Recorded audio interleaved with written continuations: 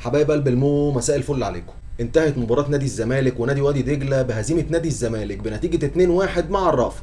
مع الرأفة، مش مصدقني؟ لما وادي دجلة اللي عمره ما كسبك في حياته يكسبك النهارده بالاسلوب ده يبقى مع الرأفة. ولولا تألق محمد صبحي النهارده كان زمان وادي دجلة طلع الماتش ده بنتيجة 3-4 مرتاح. لما نسبة الاستحواذ توصل ل 61% لوادي دجلة و39% للزمالك يبقى فعلا كسبنا 2-1 مع الرأفة. طبعا احنا كلنا كزملكاويه عارفين ان في اخطاء فنيه بالهبل عند المدرب يانيك فيريرا، والكلام ده مش في مباراه النهارده بس، الكلام ده في المباراه اللي فاتت واللي قبلها واللي قبلها واللي قبلها. ولكن كنا بنحاول ننتقد باسلوب رقيق كده عشان ما نجرحش نفسيه حد.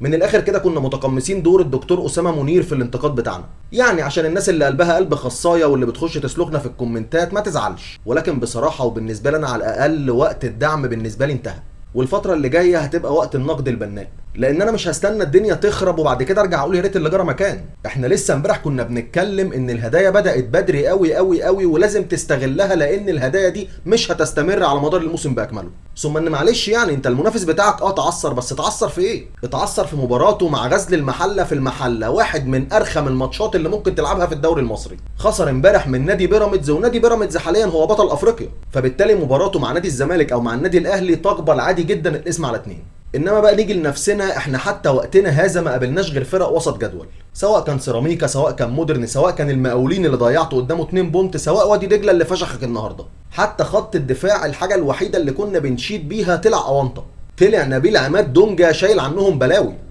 دونجا، مش مصدقني؟ او غضنفر نص الملعب نبيل عماد دونجا. ما هو اللي يجرب مرات ابوه يعرف قيمه امه. والنهارده لما جربنا سيف جعفر في المركز 6 والهرجله اللي عملها في نص الملعب عرفنا قيمه دونجا. طبعا الناس كلها ماسكه في الهجوم على المدرب. انا معاك يا عم، هو مدرب كفتاجي، ولكن احنا عندنا حرفيا لعيبه ما عندهاش ريحه الدم. ده بلس ان احنا عندنا لعيبه اصلا ما عندهاش فكره عن الكوره. بس انت معاك حق، هو لازم العيب في الاخر يرجع على المدرب لان هي دي اختياراته. طب هما الناحيه التانيه لحقوا نفسهم في اول الموسم ومشوا الكفتاجي اللي عندكم وهيبداوا تصحيح المسار، وداخلين على توقف دولي وهيجيبوا مدرب جديد وهيصححوا الدنيا عندهم وهيخشوا بعد التوقف الدولي احسن مما كانوا قبل التوقف. تقدر تقول لي بقى احنا بالمستوى ده هنعمل ايه؟ ده حتى التطور النسبي في الانسجام اللي كنت بتكلم عليه ما بين خط الدفاع وخط الوسط كله انهار النهارده. ماتش حرفيا عباره عن مسخره في مسخره.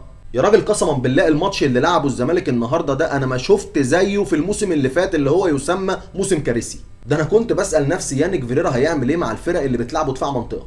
طب انت النهارده وادي دجله مش بيلعبك دفاع منطقه، ده وادي دجله النهارده زنقك وعجنك وفشخك جوه منطقتك انت. ده انت كان عندك فرصه النهارده تدلعه في المرتدات، ومع ذلك الزمالك لا طعم لا لون لا رائحه. كابتن يانيك فيريرا، مين اقنعك او افتالك ان سيف جعفر ممكن يلعب رقم 6؟ يعني ايه اجيب لعيب عنده السل ولاعيبه في اكتر مكان في الملعب محتاج فرم وجهد؟ كم هرجله غير طبيعي في نص الملعب والسبب الرئيسي فيه هو سيف جعفر. طب دونجا غايب، محمد شحاته مصاب، طب ما انت عندك واحد زي صلاح الدين مصدق. صلاح الدين مصدق اللي انا مش فاهم بصراحه يا جماعه، هو الواد ده في حاجه غلط مثلا؟ يعني هو لو نزل هيأدي اخرى من اللي بيحصل؟ كل حاجه سكتنا عليها في الاربع ماتشات اللي فاتت وصهينا عليها طلعت علينا النهارده. وكل ده يا سيدي احنا عملناه تحت كلمه الدعم. ادعم الفريق، ادعم الفريق، ادعم الفريق. دعمت الفريق، بس انا لو دعمت الفريق دعم مطلق قبل كده مش هرجع الوم غير نفسي. الزمالك على مدار اول 5 ماتشات في الدوري بلا هويه، ولا اسلوب ولا طريقه ولا تكتيك ولا اي نيله. انا عملت الفيديو سريعا النهارده بعد الماتش لان انا كنت بستنى لتاني يوم عشان احضر فنيا هتكلم في ايه. انما تقدر تقول لي ماتش النهارده ده فيه ايه فني ممكن نتكلم فيه؟ الماتش حرفيا ما فيهوش اي شيء فني. ولو هتيجي تقيم بدايه من المدرب، فالمدرب النهارده اثبت انه كفتاجي. نخش بقى على اللعيبه وهنبداها بحراسه المرمى محمد صبحي اللي من بدايه الدوري لولا وجوده انت كنت هتفقد نقاط اكتر من كده، ولولا وجوده في ماتش النهارده انت كنت هتخسر الماتش ده بنتيجه 3-4. نيجي بقى لخط الدفاع اللي كنا موهومين فيه انه خط دفاع قوي، بل بالعكس فعلا اثبتوا لي النهارده ان نبيل عماد دونجا كان شايل عندهم كتير. محمود حمدي الونش اللي في ظل ما انا عايز ارجع في الماتش بيلبسني طرد، والكابتن حسام عبد المجيد تشليطه.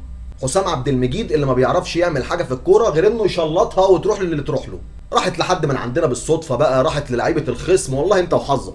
وزي ما قلتها من اول ماتش وتاني ماتش وتالت ماتش ورابع ماتش وهفضل اقولها، حسام عبد المجيد اسوأ مدافع في مصر بيطلع بالكوره. نخش بقى على الباكين عمر جابر ومحمود بن تايج، اكتر اتنين بيبذلوا جهد في الملعب ولكن بدون جدوى. محمود بن تايج حرفيا ما بيبخلش عليا بنقطه عرق، بس للاسف الشديد المحصله في الاخر صفر. عمر جابر اللي من اول الدوري بقول يا جماعه عايزين بديل لعمر جابر، ودي من ضمن الحاجات اللي كانت بتخلي الناس تخش تسلخني في الكومنتات. ليه يا عم عمر جابر ماله؟ عمر جابر 10 على 10 يا عم، 10 على 10 عايزين له بديل. 33 سنه ملوش بديل، ومفيش حد بيقدر يأدي في الحته دي كما ينبغي ان يكون غيره. نيجي بقى لنص الملعب وكنافه الشعر اللي كانت موجوده في نص الملعب. نبتدي بعم امام الكوكب الكابتن سيف جعفر. الكابتن سيف جعفر اللي انا كده كده رايي فيه اصلا مش هيتغير. قلتها اول وتاني، اللاعب ده في يوم من الايام باعني بالفلوس عشان خاطر بيراميدز، والكائن اللي موجود في اداره النادي الزمالك اللي رجعه مجامله لابوه لازم يتحاسب. لعيب من يوم ما رجع نادي الزمالك ما فادنيش بجنيه، واخره المتمه الكابتن يانيك فيريرا بيجربه في المركز 6 اللي هو ابعد ما يكون عنه.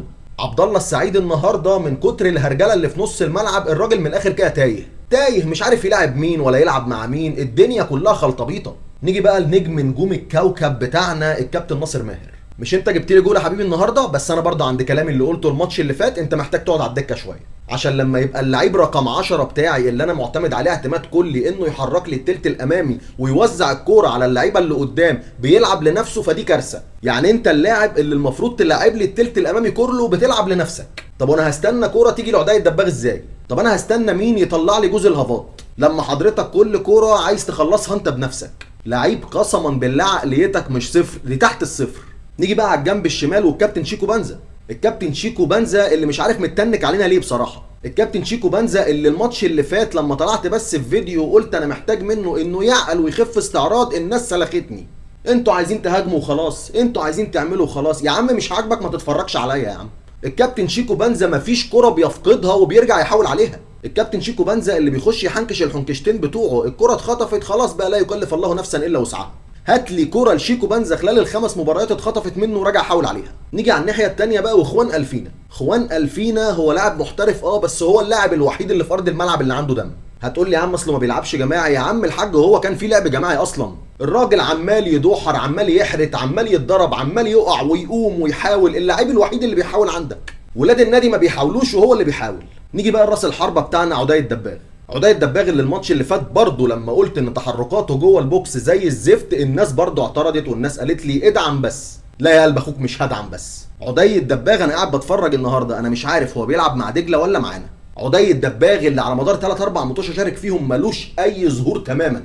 اول ماتش او ماتشين قلنا لعبه تحت ال 18 حلو، بينزل يستلم الكرة ويلعب مع زمايله 10 على 10. جوه ال 18 تقريبا هو مش مهاجم اصلا. نيجي بقى للاخوه البدلاء اللي كانوا المفروض نازلين يصنعوا لنا الفارق. اول واحد صنع لنا الفارق هو الكابتن احمد فتوح. اول لمسه ليه بخطا بيلبسنا الجون الثاني.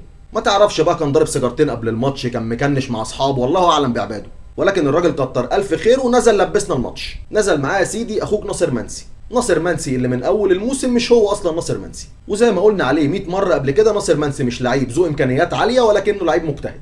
حتى الحته دي مش موجوده في ناصر منسي السنه دي. فانا من وجهه نظري زي ما قلت ناصر منسي قبل كده يوصل لحد البلد يحب على ايدي الحاجه ويجي. نيجي بقى بعد كده ونزول الفلسطيني ادم كايد. ادم كايد اللي اول ما نزل اتصدم بطرد محمود حمدي الونش. الراجل من قوه الصدمه بقى ناسي هو نازل يعمل ايه اصلا. طب هل انا هادي بالادوار الهجوميه اللي قال لي عليها المدرب بره، ولا بعد الطرد هعمل ايه بالظبط؟ وتحول من انه لاعب نازل يهاجم لانه لاعب نازل يدافع. ربنا يسامح بقى الكابتن محمود حمدي الونش. وبيفاجئنا بعد كده بنزول محمد السيد اللي هو اصلا لا عايزنا ولا عايز الزمالك وعايز يمشي وعايز يروح مطرح ما يروح. واخيرا بقى نزول الكابتن ماجد. الكابتن ماجد اللي تقريبا بقاله سنه ونص ما بيلعبش كوره. الكابتن ماجد اللي اشتريناه عشان يجيب لنا جون الكونفدراليه، ومن بعدها بيقعد يتعالج على مدار السنه من الرباط الصليبي، واخيرا بنشوف وشه على خيره الله. طب ايه المطلوب يا عم الحاج بعد كل اللي حصل ده؟ المطلوب يا قلب اخوك ان حته الدعم المطلق اللي احنا عايشين فيها دي هتودينا في داهيه، ولازم بعد كده لما نشوف حاجه غلط لازم نقول عليها غلط.